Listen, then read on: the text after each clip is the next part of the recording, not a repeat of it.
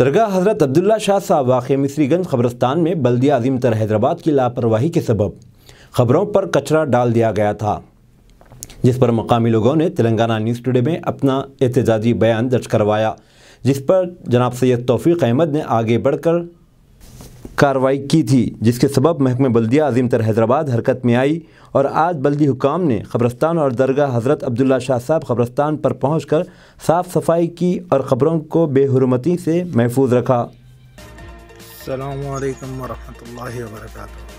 भाई, ये जो TNT न्यूज़ पे कंप्लेंट आई थी,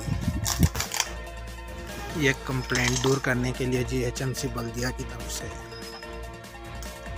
काम हो रहा है।